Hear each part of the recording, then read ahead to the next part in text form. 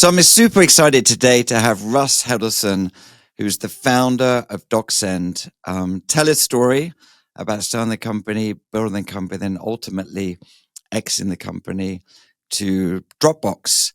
And this story is a special one to me because Russ and I actually go way back.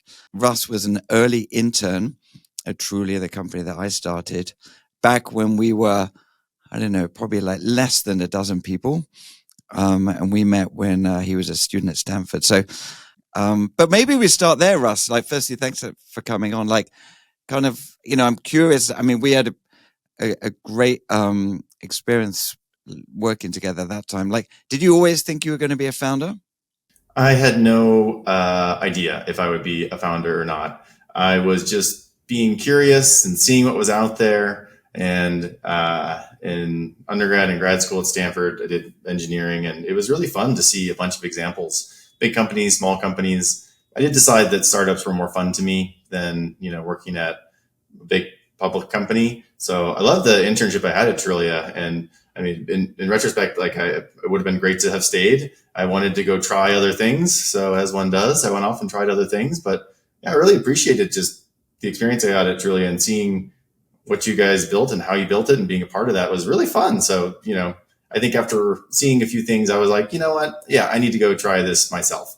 So DocSend was actually my second company. And the first one we ran for not that long. But yeah, I love startups. They're great. One of the pieces of advice I give kind of people early on in their careers, just to sort of A/B test your life. And so doing internships are a great way to do that, to kind of try different things and see if it's a fit or not. And I guess it's sort of that startup life felt like a fit. What did you do after Trulia? I actually worked at a hardware company called Maru Networks for the summer. Another internship as part of this Mayfield Fellows program that I did at Stanford, which was awesome, really fun, 9-month work study program, just focused on learning about startups. And so, my takeaway from working at a hardware company was that I like software more. It's just more straightforward. It's more fun to work with user interfaces. It's just a lot more fun for me. So that was, but I learned a lot the summer afterwards. I also had an internship at Microsoft after that before ultimately deciding I actually really loved the size that Trulia was when I joined. Is just like, because I was still in school. It wasn't a summer internship. I was just working for you guys, during the year. And so when I left Stanford, I actually joined another startup that was only 9 people at the time. And then what was the inspiration behind DocSend? The inspiration behind DocSend was, it wasn't a problem where I knew I wanted to solve it. Sometimes I hear a founding story and someone will say, I've been wanting to solve this since the age of 4, or, they have some, really deep backstory. And it's not like since the age of 4, I've been trying to get rid of attachments in email. That hasn't been a life passion. But the idea came from just being at Dropbox, another internship I had while I was in business school. And they were also pretty small. They were like 15 people at the time. And I remember thinking with Dropbox that it was great. You didn't have to email yourself attachments. This is in, 2010 while I was in business school. And I noticed that people kept sending attachments externally. Like, people are still sending a lot of attachments. So I had my other startup. We sold to Facebook as more of a talent acquisition, and then I left Facebook and joined up with 2 other friends of mine from Stanford, Dave and Tony. And we went through a few different ideas and just really kicked the tires on them. One of my learnings from the first startup was that it's good to look before you leap. And before you start writing code, really try to dig into the idea. So we went through a few different ideas. We didn't write any code for like 4 months. And the idea for DocSend, we just kept coming back to. And then when we dug into it, we couldn't find a reason it wasn't going to work. It just seemed like something smart that someone should do. And the concept was very simple, which was, don't send an attachment, send a link to the document. And we need to make that very easy to do. And we need to add enough value to the sender that they're going to change their behavior. So that was the thread we were pulling on. And then as we just listened to a lot of users and a lot of people, we just kind of followed the thread, and it turned into what is now DocSend. I'm curious, just the sort of ideation phase, was that, I'm curious how that process was. Was that somewhat kind of methodical, or was it sort of a random walk? Did you sort of put a bunch of ideas on the board and then sort of critique them all and then prioritize them? Curious how that process was. Yeah, it's a great question, because I'm like, I don't think I have the right answer to it. And it seems very personal how people approach it. It kind of seems like depending on if the startup was successful, people look back and say like, oh, that was the right way to go through the idea maze or not. Although that's not necessarily clear to me. The way we did it was more methodical and it was not very romantic. It was like we had a spreadsheet and then, we'd all put up our ideas and then we'd review every day and or every few days. And when someone's like, oh, I like this idea, it's like, well, how much? And so we'd have a point system. We'd have 100 points. We'd distribute them amongst, the ideas that we're looking at. And so we'd kind of divide and do research on the different things. We looked at selling software to car dealerships because Tony loves cars. And so we actually went off and talked to some car dealerships and we're like, no, we're definitely not going to go after this. So, we just kind of like plowed through and got rid of ideas. And then for DocSend, when we got to that idea, we just kept at it and kept asking questions around like, hey, why is this going to fail? Why is this a bad idea? And so it was more methodical, I think, in that sense, but it's hard to know if it's optimal. I think it's just that the other ideas, we were able to be pretty certain like it wasn't going to make it in that incarnation that we were thinking of it as. And then it is a little bit emotional to be like, I don't know. Okay, we'll look at the next one. And then, our excitement about the concept for DocSend, we could not dissuade ourselves from it. And so at a certain point, you just have to go build the thing. Yeah. This sort of often like, I can't not do this. It's like once it's sort of an idea, it sort of starts to infect you and you start thinking about it. It's like, okay, this is kind of clear that this is the kind of thing I want to spend, the next chapter of my life doing, and the next, the next sort of spending 60, 70, 80 hours a week. If you're not kind of affected by it, then it's clearly not going to succeed. So, and I'm, I'd love to, I know there's a few chapters to the story, like what are some of the kind of pivotal things that you kind of figured out in that journey, and the sort of the inflection points of that startup? Yeah, I feel like I got 3 startups for the price of one. Trulia was what it was at the beginning all the way through. So a lot of credit to you and props around like sticking to your guns around a vision. Maybe it felt differently from your perspective. I think that may be the external view, but internally that was very different. Believe me. There are many inside stories, but that's another time. That's another conversation. Well, maybe we have more in common on that front then, because from the outside, it does look like DocSend was a very smooth, straight shot and like, just got lucky with that one. But the inflection points, the first, let's say the 3 startups for the price of one. The first startup was a product-led self-serve growth like document analytics company. And so we launched in a TechCrunch Disrupt. It was just free. It was a free beta. And we're like, it's going to go viral. It'll like take over everything. And Dave, Tony, and I all kind of like the Stanford design school thinking. And so we wanted to build something that was usable, built for the end user. And we're just like follow the thread and see what people are doing with it. Because people liked it. And they were using it in creative and different ways. And we did that for the first couple of years. We raised a seed round for the company. And at a certain point, I think the saying is something like no business plan survives contact with revenue or something like that, where when you try to start making money, things can become hard. So when we did that for DocSend, we found a few early deals where we sold 50K deals to sales teams. And one of our investors was like, hey, maybe go sell up market to sales. And in retrospect, I didn't know enough to know like really how big of a shift that would be. So we started to sell up market into sales enablement. We changed our marketing site from document analytics to sales enablement. And that was like the second startup I got.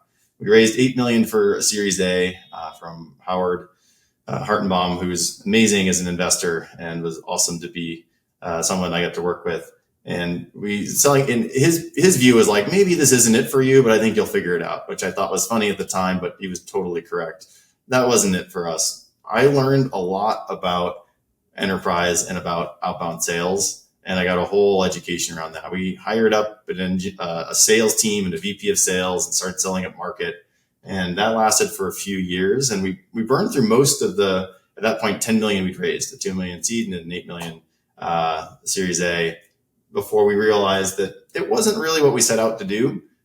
We weren't really in it for enterprise sales. And the way we'd been building our product was more for the end user than the economic buyer.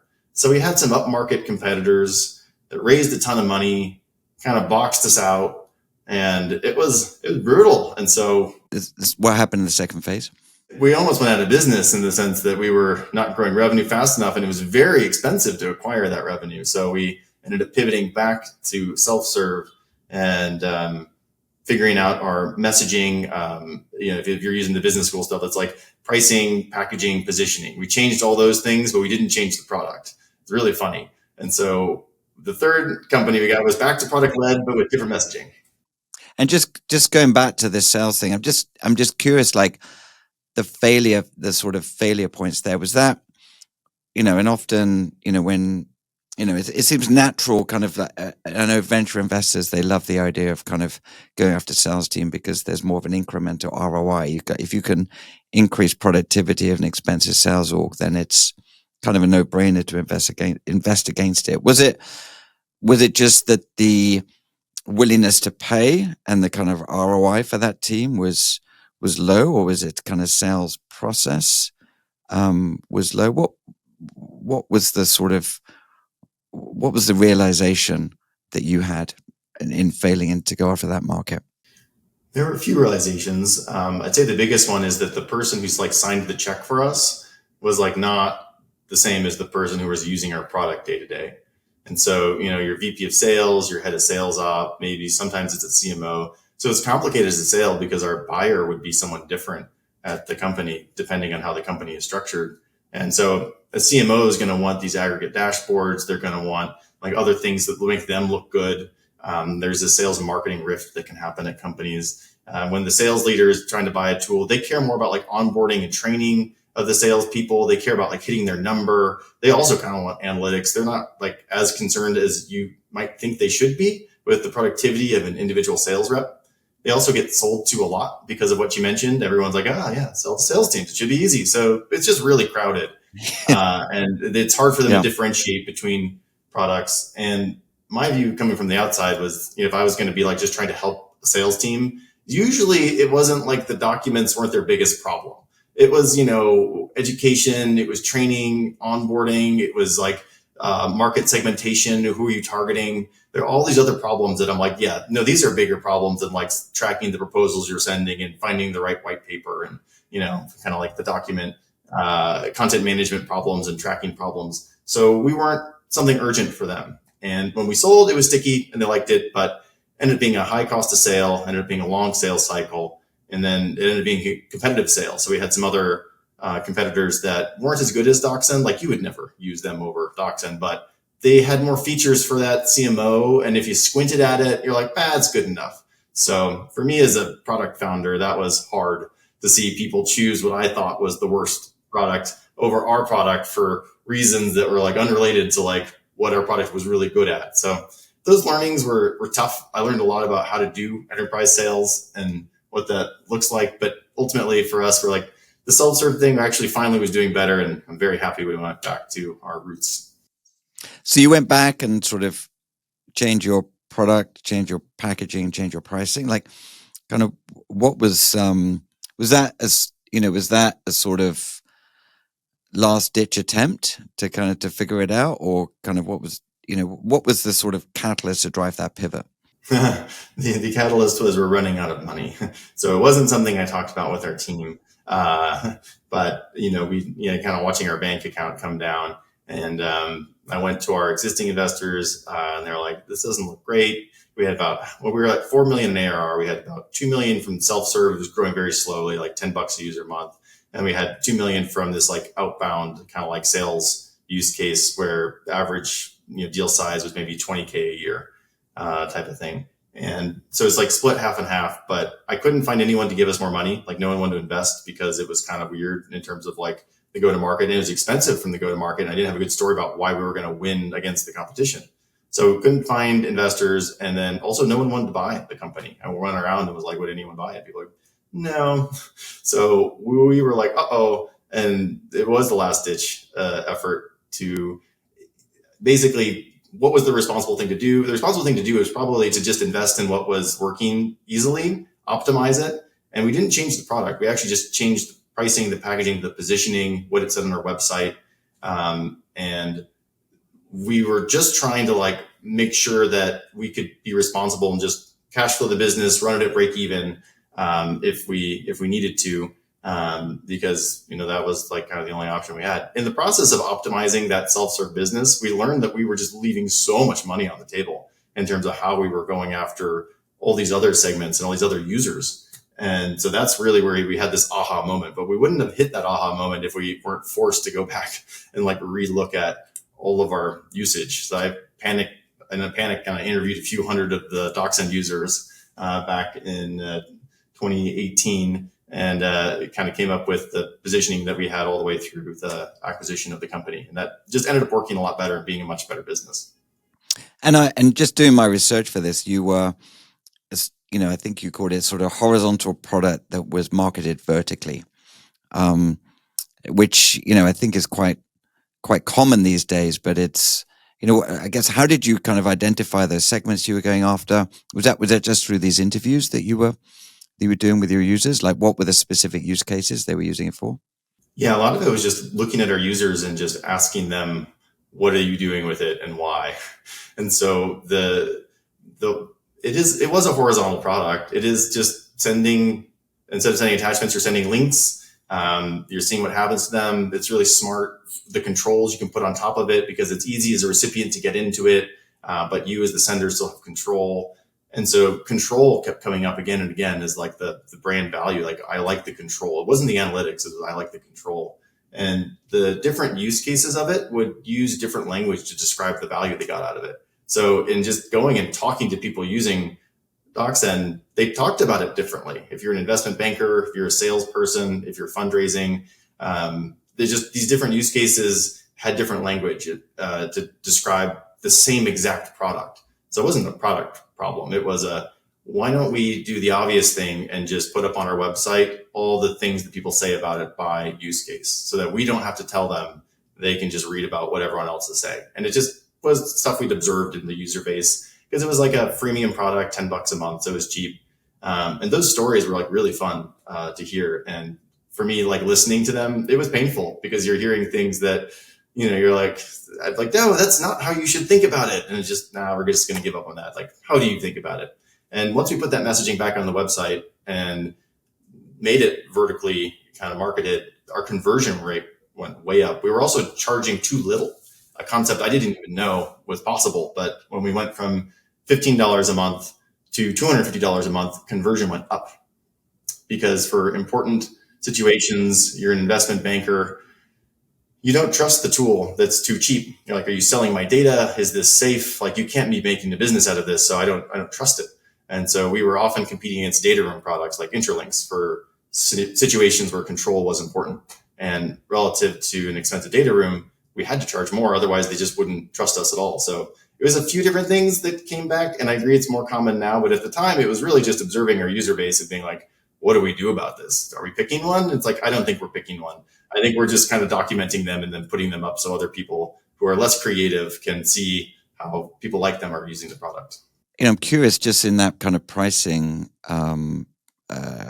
analysis, was there an analysis there, or is it just a case of like, I've heard some advice from folks just to like double price until people object, and as a very simple methodology. Did you kind of do some kind of econ, supply demand, price elasticity thing, or was it just like just try it and see what happens? We didn't do the try it and see what happens, because it's hard to A/B test it if you're kind of a self-serve product, Sure. at least the end that we had.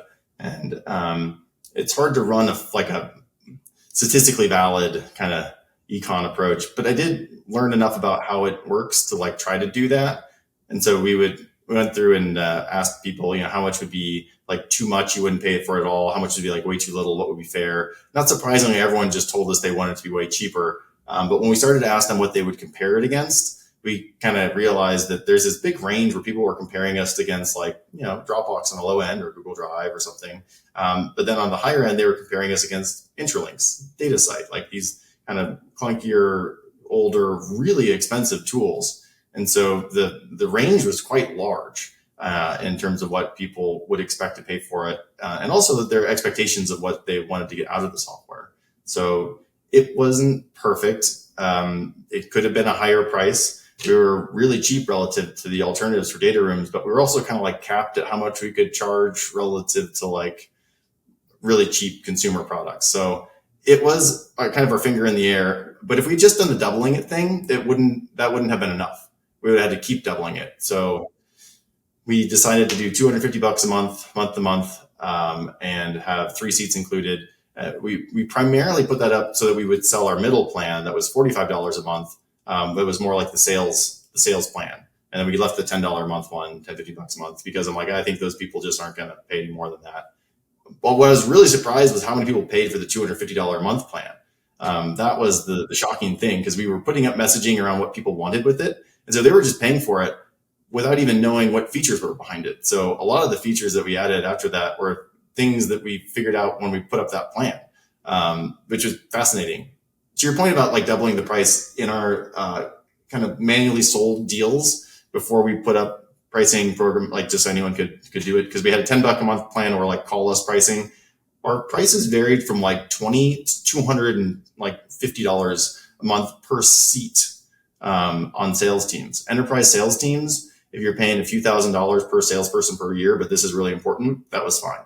But other people are very price sensitive. So what we arrived at was got rid of free, and then it was 15, 45, 250 a month when you're paying month to month. And so that looked like a reasonable spread. We thought people would pay for the middle plan. 80+% of the revenue ended up being from the advanced plan at $250 a month. Amazing.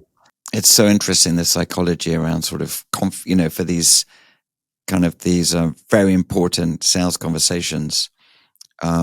Confidence is key, and it's marginal, right? If you're raising money, raising $5 million, then like 250 is marginal in the whole scheme of things if it improves your confidence. And so that's 100%. Yeah. Fascinating psychology. You changed packaging, you changed pricing. Like, how did it grow from there? I remember some like reports you put out, just like analyzing kind of user behavior, like, and obviously the product itself is viral. Like, what was the kind of growth mechanics you employed? I'm sure it wasn't just accidental. Some of it was accidental, and some of it was not understood. Like, we weren't wrong at the beginning about it being viral, but it was actually less viral than it was just word of mouth, like being the mechanism it spread. People who receive documents don't often send them. It's not always the case. It's not like a perfect symmetry, like Hotmail or email use case. So what would happen is that founders would use it for sending out a pitch deck. VCs don't raise money very often, so they didn't use it for like the first 4 or 5 years, but they eventually did. But they would tell all their other founders about it. Like, at first they would complain, like, I don't like this thing. Give me the PDF. I don't want to be tracked. And it's reasonable psychology, but it's also reasonable for the founder to be like, it's really important to me. Can I please see if you opened it or not? So both sides have a point here, but the VCs would not like getting the links, but then they turn around and tell their other founders to use DocSend because they wanted them to have an advantage when they raise. And so the word of mouth and virality spread happened slowly, but it did compound. So while we were off selling to sales teams, that just kept compounding over time. We did do some content marketing, like what you mentioned, the fundraising research. It's really data driven. We tried a bunch of marketing stuff. Nothing stuck. Nothing mattered. No one cared, except for this data driven content marketing around fundraising, because founders were just very insecure about what should go in my pitch deck. What do other people put in their pitch deck? What works, what doesn't work? It's really hard to get anything that's not a VC's opinion. And no offense, Pete, but it's like everyone has their own opinion on what they want to see from a founder, but those opinions can vary a lot, right? So the content we put out was trying to be some semblance of like, I don't know, a little more objective. And people loved that. That content stood on its own, didn't need DocSend as a product. But the content obviously spread awareness of DocSend. We also saw this knock-on effect where people would use DocSend for fundraising, and then they'd be done with fundraising. They're like, cool, I don't need the tool anymore. But then they'd like hire a sales team, or they need to do recruiting, or they'd be sending their SOC 2 report. They would just have other documents they'd want to send in situations where it was important to understand what happens to it or to have control over it, even your investor reporting after that. So we did see this like kind of like churn because it's an episodic use case, but then everyone reactivated. So when you looked at the cohorts, it's fascinating. It took years to see it, but it would kind of like drop off and then kind of grow again. And so we would acquire sales teams that way, but it was much more effective to just see where it would shake out rather than trying to bang on doors and get them to adopt it. So when we went back to the self-serve from the like sales enablement stuff, it was really just looking at some of this stuff and just saying like, hey, what's working and what do we double down on? So we just really leaned into the fundraising use case. We did more content around it. We put up more on our website. And then we really started catering to the control like promise that we had in the product. So a lot of it after we made that change was just us capturing the demand we were already creating because of the word of mouth, because people really liked the product. It just was slow. So we weren't wrong at the beginning. It just took a while to see that like start to compound over time. Okay, so you you figured out the growth. I imagine you kind of like either sort of like let go or kind of paused more the outbound enterprise sales motion, and then the business was growing. And so, and with as you tell me about the kind of process of thinking about a sale, was that inbound or was that a kind of conscious decision? And just give me dimensionalize the company at that time, like revenue, headcount, profitability, etc. Sure. So I'd already been through this in 2018. We're 5 years into the company. I'm like, will you buy my company? And everyone's like, no, we will not buy your company for any amount of money. I said, dang. And so then we went back, did this stuff. And then when our revenue passed 10 million in ARR, my investors, like one of them was like, you should probably tell people that you're like not dead and actually doing pretty well now. Because we got it to break even. We didn't let anyone go, but we just kind of let revenue catch up, which it did really quickly. Like it was really fast. I could see in the numbers being like, oh my God, this is going to be great. So we could see it in the numbers. It took a while. We got to break even, didn't let anyone go. And we started adding more engineers as we could afford it. But when we passed 10 million in ARR, investors like, people don't know that you're doing well. Maybe tell them. So I got a banker who wasn't running a process for us. He was more of like just a coach to me. And that was really helpful. This guy, Mike Marquez, was wonderful. He's not in it anymore, but he was very helpful to me. And then the way the acquisition came about was one of the CEOs I had talked to at this point years before, because this is the end of 2020, came back to me and he's like, Russ, my board says I have to do something different. And so I thought about your company and I really want that technology because that could be something different we could do. And it's just kind of funny to me because it's years later and, it's like, oh, okay, I guess that is a rationale. I was like, but we're actually doing pretty well now. So I like gave him our numbers. I'm always like very transparent with things. And his reaction was, dang, you are going to be more expensive. So I went to Dropbox where I had interned before and Drew looked at it, came back and said like, yeah, this makes sense for us. Like understand your go-to-market motion. Seems like it's aligned with how we do things. And so they came back with an offer. This is all in like a month period. The banker I had said we probably shouldn't run a process because, we should decide if we want to take one of these two offers, which happened very fast, or ignore them and kind of, wait till later. And I went around to our board members, just as my fiduciary obligation, go tell them what's going on, told my co-founders. But then the whole thing happened pretty quickly, within like a month that, diligence, our company's really squeaky clean. It's 100% inbound, is 95% self-serve.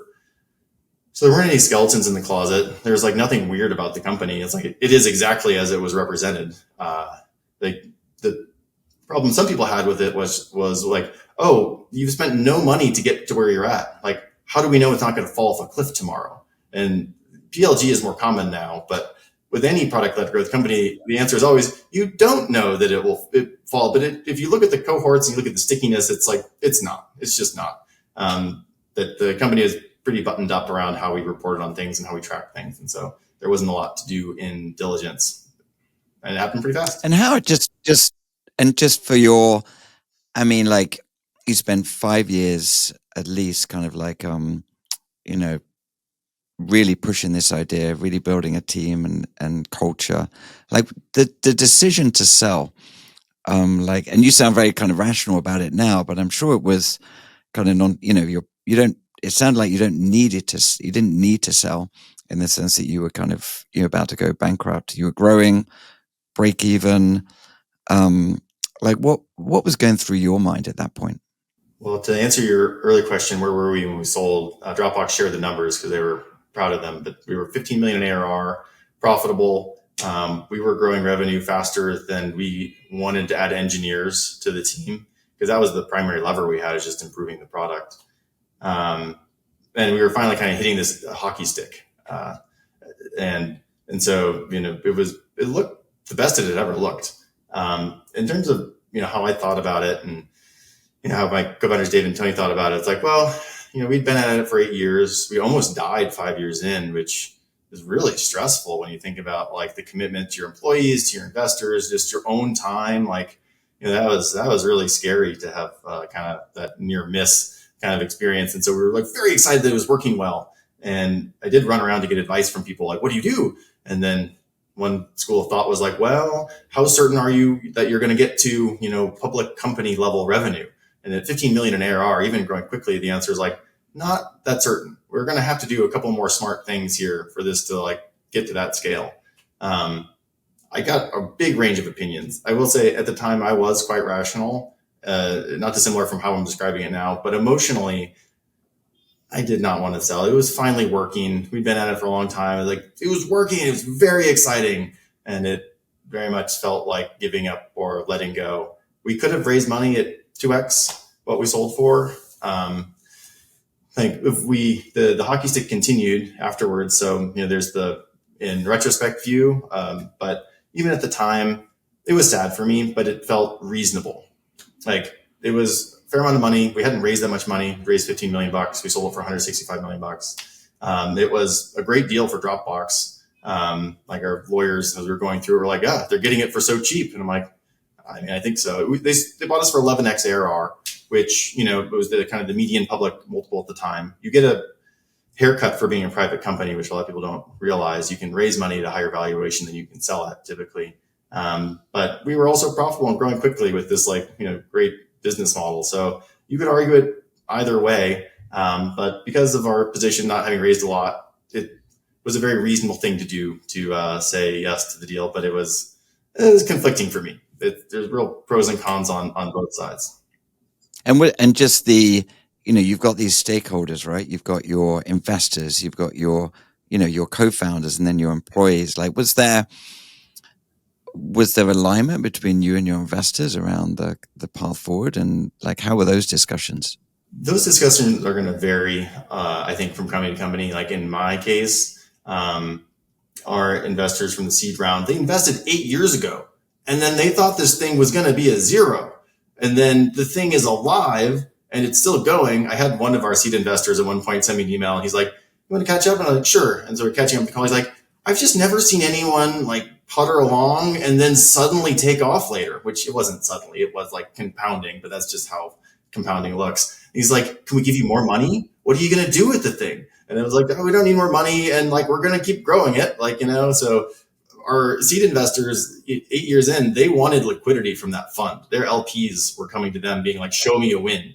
They had these big paper markups, but very little liquidity. And so Uncork had done our seed round, and it's very exciting for them to get liquidity for their LPs. And so I think from their perspective, it's like, oh, well, do we ride this thing further, or like this looks like a good win? And then I think the scenario of like not having done well a few years before, having to figure it out, made everyone's confidence less in what we're working on. My view is that it's like can take a while, but I was like, if you looked at the numbers, they were great. But yes, to your point, my fiduciary obligation, seed investors wanted liquidity. This was a way to give them a very clean deal, all cash, a great return on their initial investment, win for their funds. But there's the employees that are at DocSend. We didn't consult them in this, but I was thinking a lot about them. And then there's, me, my co-founders and I as well, like what we were thinking about and what they wanted. And was there any sort of dissent in terms of like some people wanted to sell, some people want to carry on? Like, did you, was this like a deep dinner conversations you go through to have these things, or was a kind of a little bit more organic? Dave, Tony, and I talked about it a lot. And I got advice from a lot of different people who had been through something before. Probably the most common thing I heard was it's a very personal decision to sell your company. And that always struck me as like an odd answer, because it seems like the sort of thing one could be rational about, do some math, there's some fair market value, efficient markets and all that. But I do think in retrospect, it is a very personal decision to sell. So Dave and I, we had various opinions, but we've all known each other for so long. We went to undergrad together. Like, we're still very good friends. And selling was a way to cash out. We thought about, like, hey, do we recap? Do we do secondary if we raise it 2x? We talked about, like, how realistic is it that Dropbox would actually compete with us? Like, that doesn't, we've already had, we had like a bunch of other companies try to compete with us too. Like, it's never worked. We're doing great. Like, is that a real threat? And then it's like, yeah, well, how certain are we we're going to get to a public company later? And if not this, then what are we going to do in 5 years? There's also the psychology of, like, hey, take a win now, and 80% chance that amount will triple if you hold on to it for a few more years, but 5% chance it goes to zero. Suddenly you're gambling with an amount of money that you might not want to gamble with when you look at, like, getting an exit. And so there is no right answer to it. And we had different opinions, but because we've known each other for so long, we kind of, like, thought through it, talked about it, and we're like, this seems like a reasonable thing to sell. But we certainly didn't need to your point. But yeah, we've been at it for a long time, and it was a great win, and we're very proud of what we built. And it was very smart of Dropbox to have bought it.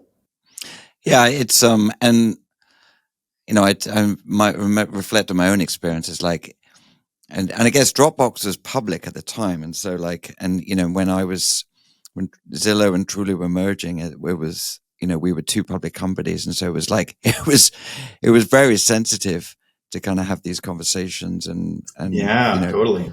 And very kind of, like, you have to be very careful kind of who you told. And so there's just this, as a founder, you're in this sort of, like, oh shit, I've not done this before. I don't know kind of who to talk to. And then at the same time, you don't, to actually, your inner circle, it's quite hard to talk about some of this stuff because it's, you're dealing with public companies. Yeah, that's true. And I think even when it's not a public company, on both sides, like us just being a private company, even people I talk to, most people just don't have any ability to relate to the situation. And I still find it a little odd to, explain why I was sad to have sold the company, because, it's like, hey, you made a lot of money. And it's like, well, I didn't really get into startups to, like, make money. Like, it's nice. I want to make a living for myself and be able to support a family and all that. But I like it. I do it because it's fun to build software. It's fun to solve problems for people. And, it was finally working. And so, there's that's the side that's, like, harder for people to relate to.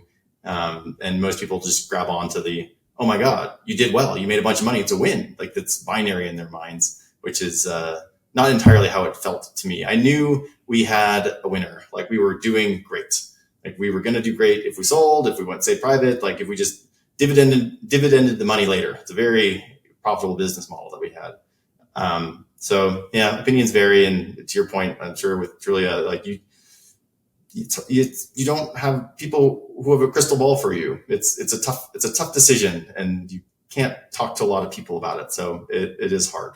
Yeah, you're not going to get any sympathy for selling your money. You're selling your company for a lot of money, even though you have this sense of loss at the end of it.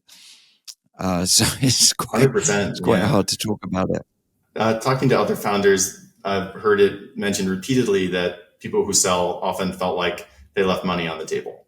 It could have been bigger. And as the founder, that's very understandable. You're selling this huge vision, and then, to sell for something less than that feels like you left it on the table. Most companies, though, I find, like, in retrospect, like, yeah, I'm happy I sold. I think for DocSend, if I did it over again, I probably wouldn't, just because it was taking off and very profitable. But yeah, most founders, I think, feel like some amount of sadness when they sell, because they are letting go of, like, what it could have been independently. And so just if you reflect back, you think you wouldn't have sold at the time if you kind of, perfect 2020 hindsight? I would not have sold. No. It would have been, if we had all just gone on vacation and just let the thing keep going, it would have done much better than what we sold it for. There is a silver lining to just being able to take a break, to go off, traveled for a year with my wife. So I think about it similarly to going to business school, where I'm unable to run the counterfactual because it's such a big decision. It's a couple of years of life. You're like, what would it have been like if you didn't go to business school? You're like, it's hard to say. It's so big. So same with selling DocSend. A lot of really great silver linings to take time off, to be able to step back, to reflect on life. But from a monetary perspective, I think I've definitely gained an understanding of the benefits of the product-led growth strategy when it's working, and that some of the advice I got was less relevant to, like worrying about the downside. If it's sticky, if it's growing, you just have a lot of flexibility when you can, if you want to, print a ton of money because you have no acquisition cost and it's organic growth. And so I think those are some of the learnings that are only in hindsight, apparent to me. And I still don't think it was a terrible decision to sell at the time, given what I knew. But yeah, that is a learning for me. I mean, just to sort of think about in terms of kind of framework advice for founders. I mean, you're growing, profitable, category leader in the niche that you're in. That sort of feels like, okay, if the rules of the game haven't changed, then keep going. But there's clearly some sort of terminal value to the business. Like if you were to do it again differently, would you have explored some sort of secondary opportunity for the investors, or kind of what would you have done if you had perfect hindsight now? I probably would have done a recap to like buy people out, just early investors if they need liquidity in an up round, and then we would have just kept going. If we needed to have some people change out on the team, try to get them liquidity as well, or even structures like just like debt if we're going to be doing payouts. But I think if we'd followed the thread, it would have just, even the trajectory was on without anyone adding anything to it, like we would have been able to print a lot of money. That free cash flow is worth like a fair amount if you wanted to go to a PE buyer or like anyone. Don't even look at what the product does. We don't care about the product. Just look at the financial statement. You're like, oh my God, this is just printing money. I think you have a lot of flexibility if you've created something that can print money. So if I did it over again, maybe a recap, for existing investors if they want liquidity, and then be patient. But being honest, there's also so much I learned in the process of the company. I would just do so much stuff differently that, and I'm on my third company now, which has been fun. I get to apply a lot of those learnings to your cap table, to, sure with Trulia, if you did it over again, like, it ended in spectacularly well. I'm sure you had a lot of lessons and might do some things differently if you were to go through it again. And kind of same for me this time around. Yeah. I think that, I kind of like reflect back on the kind of, we were kind of public, profitable. I think the, part of the decision to merge Trulia and Zillow were I kind of reflect back and think of it kind of a sort of a number of different buckets. The big thing was really the rules of the game changed. It went from a product battle to a marketing battle. So Trulia and Zillow were kind of like, we were spending like $150 million on marketing a year together. And so it was, and because the products were basically almost identical, we had the same features, we had the same functionality, with the same listings. And so it became a sort of like marketing battle as opposed to a product battle. And then, as a public company, is sort of fair price today for future execution. And so we could, it was sort of a purchase price somewhere between 2.5 and 3.5 billion. So it's like, okay, this is it's kind of a big number. But I think there's also this sort of experience of going through the journey, which I think is worth a lot. Because that experience, that journey is super valuable and interesting, and the money is important, but it's not the singular. There's an element of like going through the journey and seeing kind of what this can be and what this should be. Yeah, that's a great insight for you with the Trulia and Zillow. I remember when I was an intern, we were sitting around looking at Zillow, who hadn't launched yet, being like, why do they have so many executives? And then when they finally did launch, the similarities were striking. And it makes sense to combine when it becomes a marketing battle. And being a public company, you had like a comparable. I think for DocSend, a much smaller amount, 165 million, but it's hard to get comparables when you're a private company. And I think, to your point, the journey is worth so much. So I am incredibly proud of like the product we built. We did well by all of our investors. We did well by all of our employees. Dropbox had a great asset that they were able to learn from within the company. So all those things were great. I just don't think I learned something about like how to run the process, but yeah, on the whole, when I zoom out, I'm just very happy it went well and that I got such unique and interesting learnings out of the whole experience. And did you stay on afterwards? Did you? And obviously you knew Drew. I mean, it's a kind of amazing sort of round trip from being an early intern at Dropbox. So like, was that? Did you stay on, and was that, or did you? Okay, this is my time to depart post acquisition. They had a holdback period, and so we all joined. All of DocSend joined. I think the experience being an employee at DocSend is probably a little weird in the sense that, hey, this just happened. It was like, okay. One thing I thought was funny was some of the DocSend employees didn't really understand equity. And they were like, whoa, that's great. It's like, yeah, it is great. So we all joined Dropbox. It was going to be a multi-year period for it. After about a year, it was a good time for me to transition. So I caught up with Drew and I moved into an advisor role for a year and went and traveled and then just kind of took a couple of years off afterwards. But we left it in a good spot there. So I mean, after we got there and kind of took a lay of the land and kind of figured out like how to set the thing up for success, it didn't take as long as we thought. And I could have found another thing at Dropbox, but I don't know if I feel more drawn to like, well, one, take off time and then, two, go try something different after having worked on the same thing for so long. What was the employee reaction? How many people were you at the acquisition? And like, just imagine that's like, there's certain conversations you have with your team, and that was one of probably the biggest ones ever. Yeah, we had, because of that period of time where we weren't doing well, we'd already kind of gotten off the train of having employees that are expecting us to be like a rocket ship. And like, if you're not a rocket shipping, I'm out. So we didn't have those expectations. We were, 60 something people, half remote. During the pandemic, we started hiring a bunch and kind of found people wherever we found them. And so, yeah, people's expectations weren't like super high because the whole team was going along with it. I think people were like, oh, that's weird. What does this mean? And then once we told them, like, it doesn't actually mean that much different for you other than like, this is how much your equity is worth. And then here's the amount that you'll get paid to Dropbox. It was like financially good for everyone. So everyone's like, oh, this is strictly better. Like, no one had like an expectation of being like, you should have been 10x this. So from the employee perspective, I think they were all excited.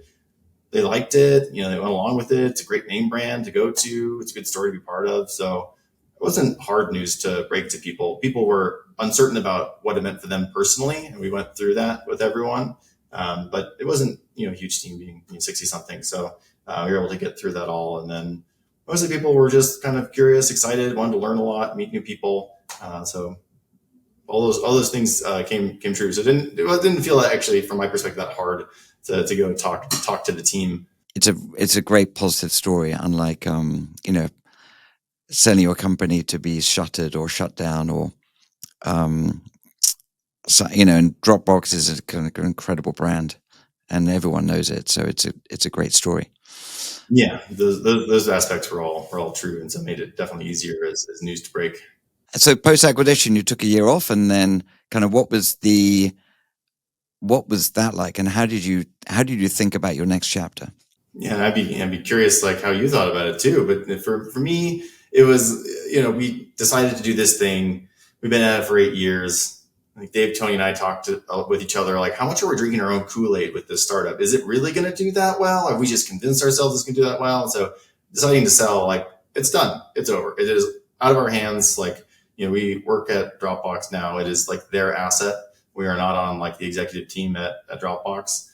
And so, being able to kind of step back and have some kind of like perspective on things is quite helpful. I will say that it wasn't actually that stressful running DocSend at the end. It wasn't for me like, oh my God, thankfully I don't have to keep working this hard. After we figured out the pricing and positioning, it was 100% inbound. It just kind of ran. It was really fun. So like for me, it wasn't like I could finally take a load off. I was like, it's actually more stressful for me afterwards. So in that year, I just wanted to leave things in an okay state.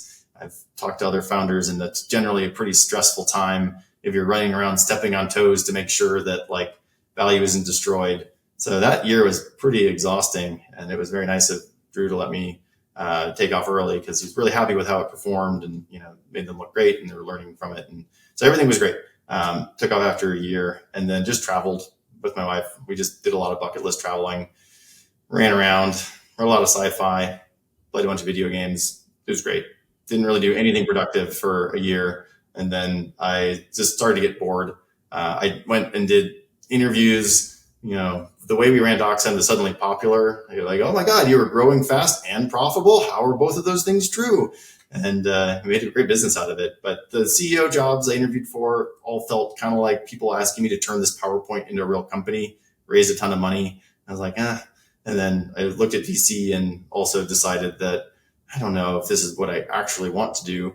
And then kind of looped back around to why don't I just go back and start playing with LLMs, kind of go back to that idea maze phase. So it took me a while to kind of come around to that, but it was great to just take some time, gain some perspective, think about what matters to me. Did I just want to retire and, go back for a PhD in history, or, do I want to work on something else? And so after all that thinking, I just like startups. They're fun. I like working on software stuff. So that's what I came back to. Yeah, I think the one of my pieces of advice to founders who kind of go through that exit process is absolutely to take the year off. And it sort of, and a year is not just is not just 12 months and a period of time. It's actually, I kind of feel that there's a resetting of your rhythm and your cycle, because that is the calendar year, and I think to go through any major change, whether that is change your life or someone passing away, it just takes that time to just like see the sun, the earth move around the sun, that distance, which just kind of helps to reset things. Because I think you can very easily sort of oversteer in that period. If you have a kind of tough exit, then you can you go the other way to perhaps a corporate job. If you have a kind of glorious exit, then you kind of make it wrapped up into kind of some sort of hobby that really is not what is going to be really fulfilling for you.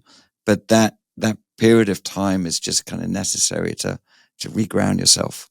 I couldn't agree more. I didn't get that advice explicitly from anyone. I wish I had gotten it from you, Pete, but thankfully it's what I did anyway. And so I'm very happy. And the other piece of advice, I remember speaking to Rich Barton, who started Expedia, and then before he started Zillow, and he said, like, okay, go and travel, because there's a bunch of people that will kind of like come and pick your brains and kind of spend time with you, and you'll get wrapped up. And it's like, this is a unique opportunity. So I actually had a newborn at the time, so I didn't quite do the bucket list travel. I was more changing diapers at at home, but I think the travel thing is also just like, that's just the perfect thing to do at that time.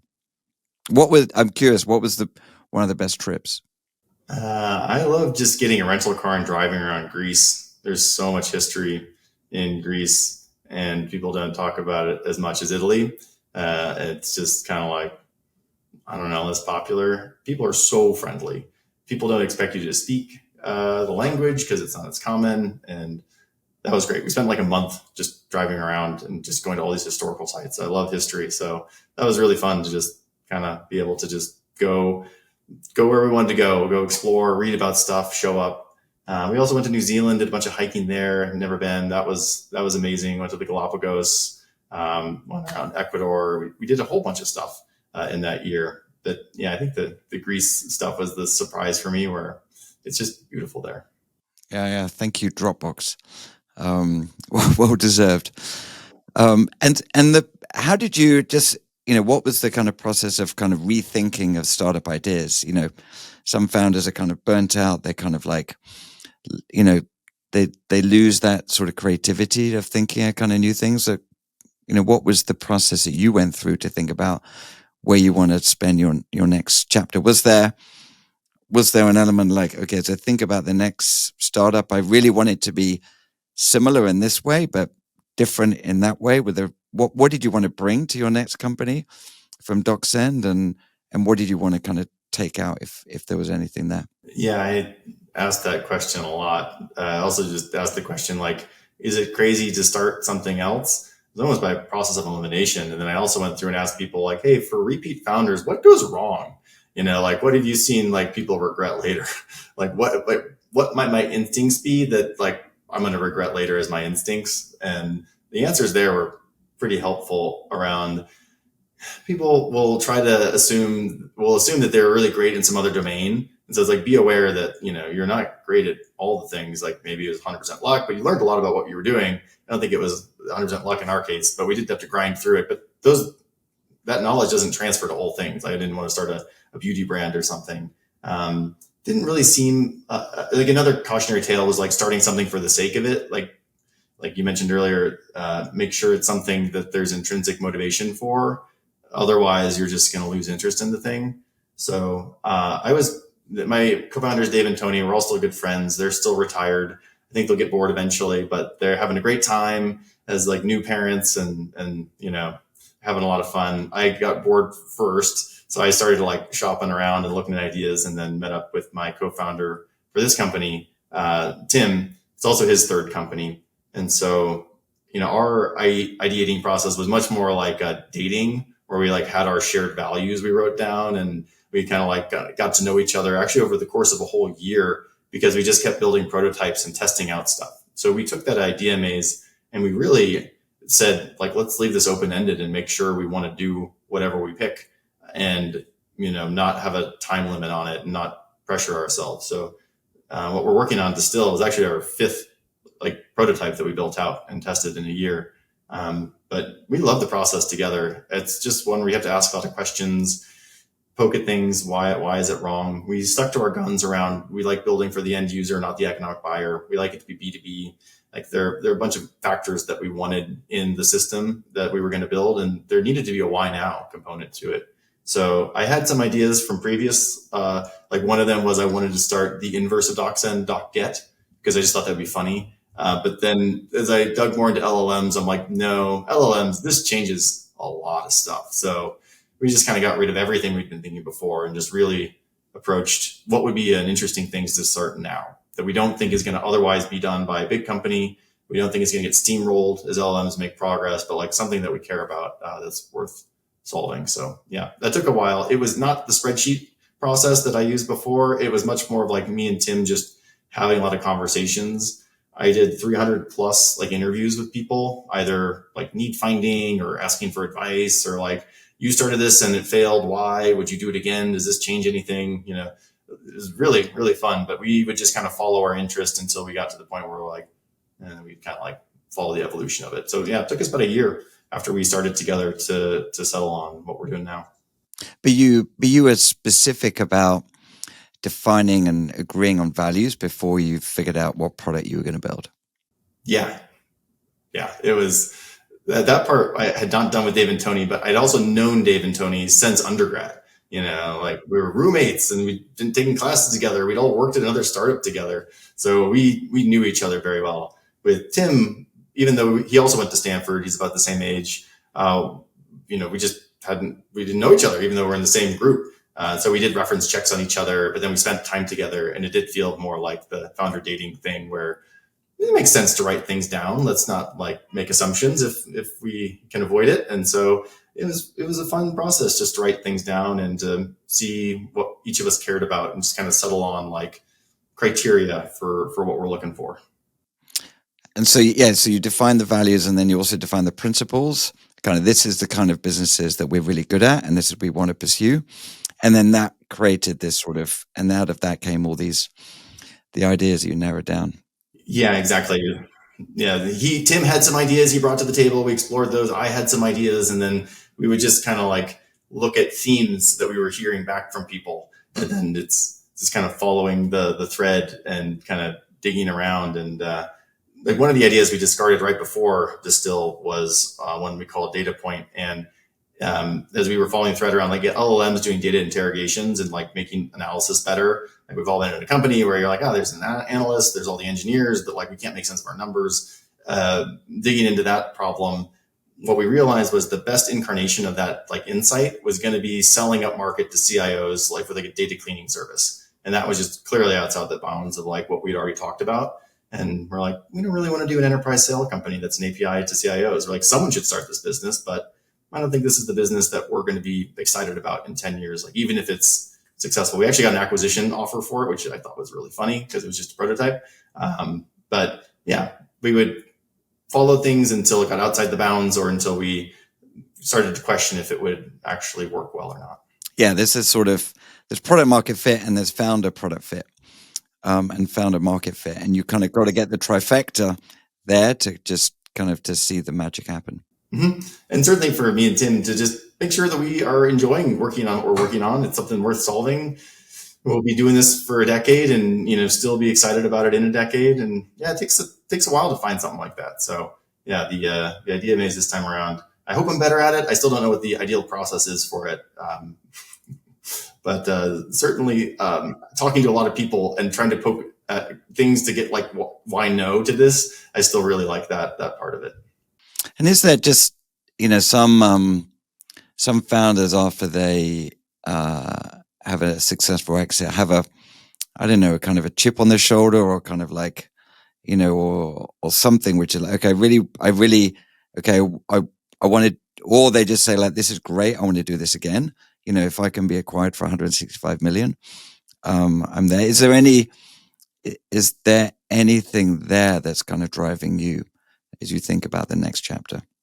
That's a good question. Like, where does intrinsic motivation come from? And like for me and Tim working on this, the year off was really helpful to make sure it wasn't a chip on the shoulder, because I wouldn't be that confident that would stick around as a motivation in 5 or 10 years. And, I wouldn't feel comfortable building something that people rely on, that's got employees, if I don't think I'm going to be around for kind of the life of the figuring out the hypothesis. So yeah, it's not a chip on the shoulder. Although with, DocSend, if I did it over again, like maybe we wouldn't have sold and just kept going. It was a great company. It was a great exit. Like, we did really well. Before that, I had the company we sold to Meta, which was more just great timing. They weren't public yet. And like, we built something for that. That was talent acquisition. But I'm in a great spot in life. I feel really fortunate. And so the motivation to work on Distill comes much more from a place of, wow, LLMs feel pretty different in the world. This is a skill I've got, having gone through it twice here, to like try to find message market fit, product market fit, build something that people like a lot. I'm much more aware of just how hard it is at a big company to innovate and to do things differently. So it's all positive motivation for me that this is something we want to go work on. You got to spend your hours on something. The year off was good to be like, okay, how many sci-fi books can I read? And then, like, am I, and you've got a hard job, Pete. Being a VC is not retirement, as, many people say it is. You've got investors to answer to, like, you got, that is a, a lot of work.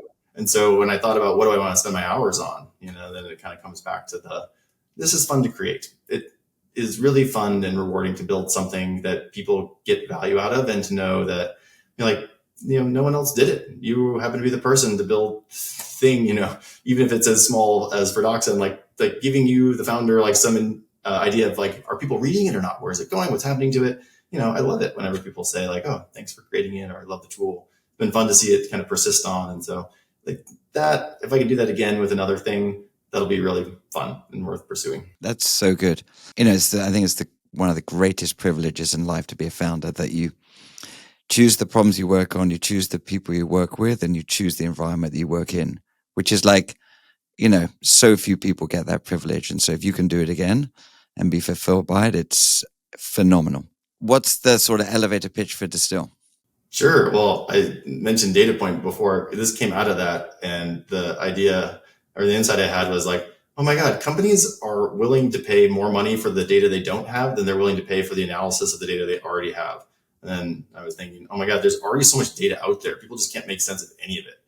So we came back to an idea or like familiarity I had with working at Meta around the graph of people and companies. And so the concept with Distill is like, hey, can we just remove the need to Google for a person or a company? There's so much data. Like, if you're Googling for a person or a company, like, something has failed here, because Google is not meant for like people search. It doesn't know who is this or the different person. And same for common company names. So the concept is just like, oh, can we build profiles out of people and companies and just tie it all together with LLMs? Because we can say, this is the right Pete, it's the wrong Pete. And it's been tried before, but no one's done it well. people are still Googling for people and companies. So elevator pitch is like everything you could find out about someone on the internet in a single profile. And then on top of that, the really interesting things you want to do, searching for new people, new companies based on kind of whatever it is that you're interested in. So like search is different now. People and company search is different now that we have more information, now that we have new ways of indexing it. And, so following that, that's the thread we're currently following. And mostly it's great profiles, it's this intuitive AI search, and then it's the staying updated about people and companies that you care about. But otherwise, like, it's really hard to know if a new blog post came out for you, Pete, unless I see it on LinkedIn or somewhere else. It's like Google alerts. So we just felt like there's a hole there. Terrific. Well, awesome. Well, thank you so much, Russ. Great conversation. Great to catch up. It's been like such a joy to kind of see your evolution and kind of knowing each other way back when we were kind of early on in our careers, to see the evolution to today. So thanks for coming on and sharing your story. Terrific. Yeah, thanks, Pete, for having me on. It's been really fun to know you all these years and really fun to chat today.